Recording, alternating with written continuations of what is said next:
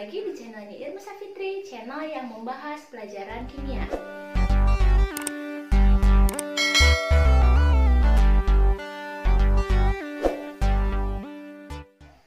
Pada kesempatan kali ini kita akan membahas materi untuk kelas 12, yaitu tentang sifat koligatif larutan. So, simak video ini sampai selesai ya. Ini dia, kita akan masuk ke materi pertama kelas 12, yaitu sifat koligatif larutan. Sebelum pelajaran kita mulai, saya ada suatu pertanyaan. Pernahkah kalian menyadari kenapa ketika membuat sayur sop, air mendidih lebih lama dibandingkan hanya dengan memasak air saja? Ini adalah salah satu contoh sifat koligatif larutan dalam kehidupan sehari-hari. Oke, sebelum ke materi lebih lanjut, kita kenalan dulu dengan pengertian sifat koligatif larutan itu sendiri. Di mana sifat koligatif larutan adalah sifat yang hanya bergantung pada jumlah partikel zat terlarut dan tidak bergantung pada jenis partikel zat tersebut.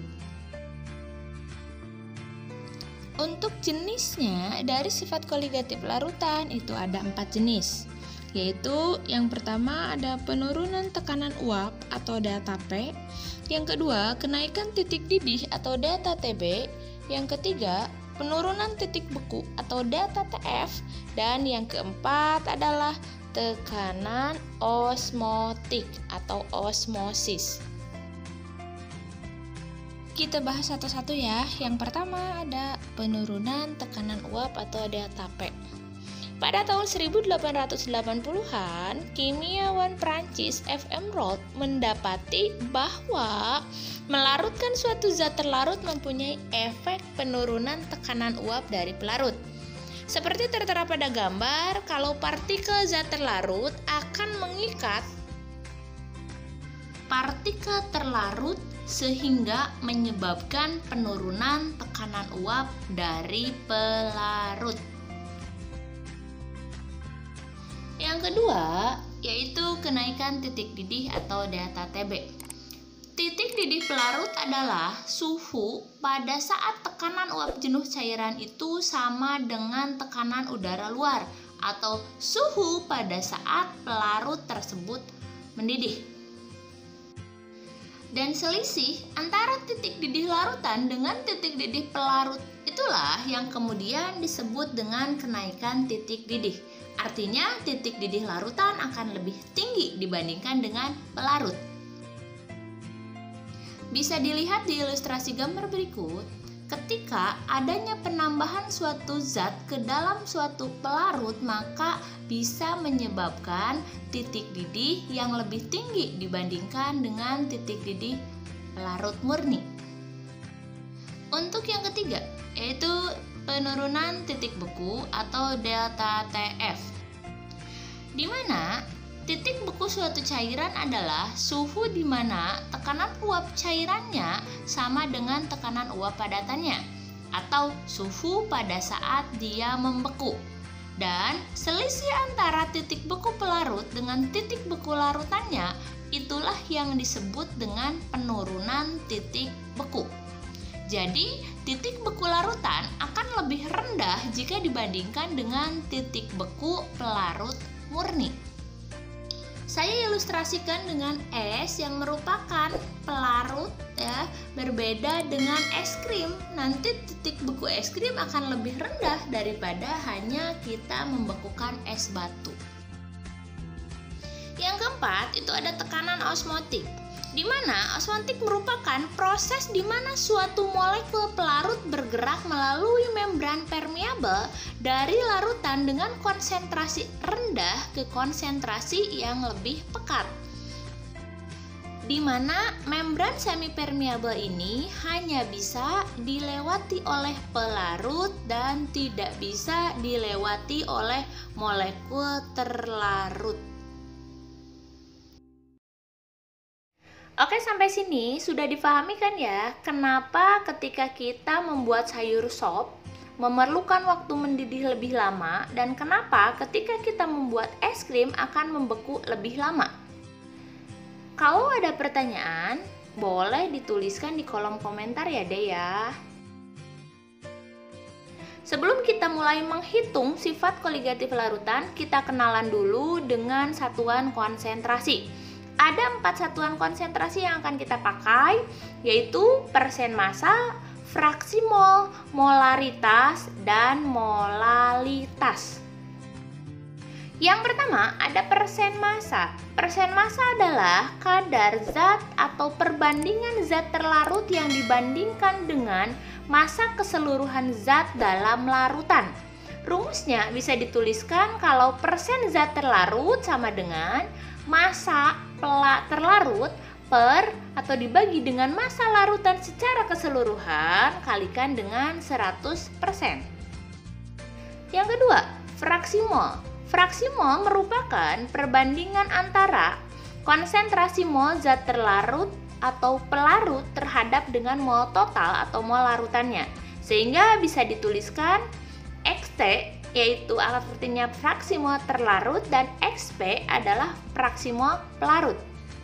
XT sama dengan NT per NT plus NP dan XP sama dengan NP per NT plus NP. Ingat, T adalah terlarut dan P adalah pelarut.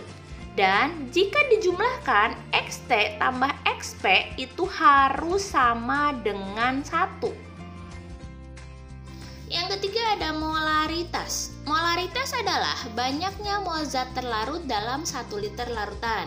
Dapat dirumuskan yaitu M sama dengan mol zat terlarut per volume larutan atau M sama dengan gram per mr kali 1000 per mililiter larutan. Yang keempat adalah molalitas. Molalitas adalah banyaknya mol zat terlarut dalam 1 kg pelarut. Berbeda dengan molaritas ya. Rumusnya M sama dengan mol zat terlarut per kilogram massa pelarut atau gram per mr kali 1000 per gram pelarut. Oke, saya punya contoh soal.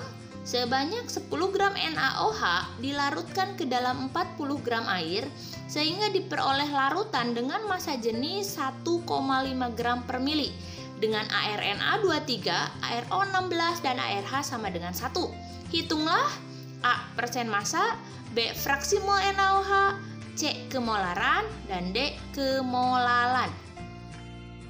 Oke, kita tuliskan dulu apa yang diketahui di soal tersebut. Yang pertama, gram terlarut NaOH sebanyak 10 gram, gram pelarut air 40 gram, mR NaOH 40, mR air 18, dan massa jenis ya, yaitu 1,5 gram per mililiter. Untuk menjawab contoh soal yang A, yaitu ketika yang ditanyakannya adalah persen massa. Di mana rumusnya persen massa itu adalah perbandingan antara massa terlarut dibagi dengan massa larutan kalikan dengan 100%. Nah, kemudian kita masukkan angkanya karena kita sudah punya massa terlarutnya yaitu massa NaOH sebanyak 10 gram dan massa larutan adalah penjumlahan dari massa terlarut dan massa pelarut yaitu 10 gram ditambah dengan 40 gram kalikan dengan 100%. Maka akan kita dapat 10 per 50 kali 100%, maka hasilnya adalah 20%. Jawaban yang A. Kemudian untuk yang B, yang ditanyakan itu adalah fraksi mol. Fraksi mol siapa yang ditanyakan? Yang ditanyakan adalah fraksi mol NaOH, di mana posisi NaOH di sini adalah sebagai terlarut. Maka yang kita cari XT atau fraksi mol terlarut adalah mol terlarut dibagi dengan mol total. Ya, mol total di sini adalah penjumlahan dari mol pelarut dan mol terlarut.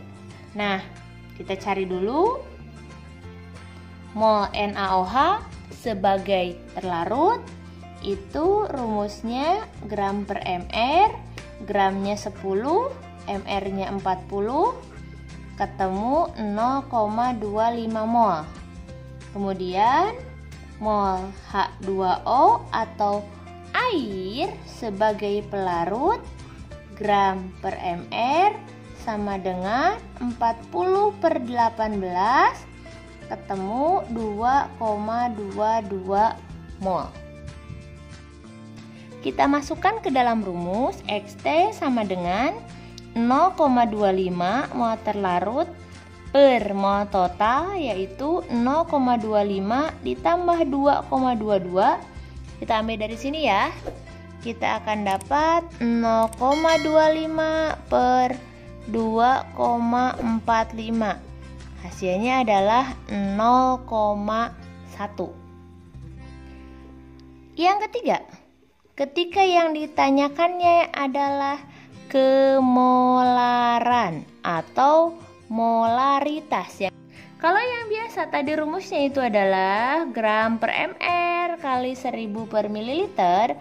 Nah, ternyata karena di sini diketahui juga massa jenis, kita bisa menggunakan rumus ini. M sama dengan 10 kali rho kali persen per mr. Jadi nanti adik-adik kalian tinggal langsung saja menghitung tanpa harus mencari molnya terlebih dahulu. Ya, rumus cepatnya seperti ini. Kita masukkan saja nilainya. 10 dari rumus, rho-nya kita punya nilainya 1,5 dan persennya kita ambil dari sini ya, Dek ya. Nilainya adalah 20 dan mr dari NaOH itu adalah 40. Kita bisa ambil ini coret, sisa 2, 15 bagi 2, maka hasilnya adalah 7,5 molar. Untuk yang keempat atau yang D, yang ditanyakan adalah kemolalan atau molalitas yang kita simbolkan dengan M kecil. Nah, di sini rumusnya M kecil ya, sama dengan gram per mr kali 1000 per gram pelarut. Ingat masih seperti ini ya. Ini rumusnya dan tinggal kita masukkan saja angkanya. Gramnya kita punya 10, mr-nya 40 kali 1000 per 40. Ya, ini bisa kita coret seperti ini, coret-coret, nolnya jadi habis. Maka kita punya jadinya 100 per 4, 25 per 4, maka hasilnya adalah 6,25 molar. Oke adik-adik, itu tadi materi tentang sifat koligatif larutan.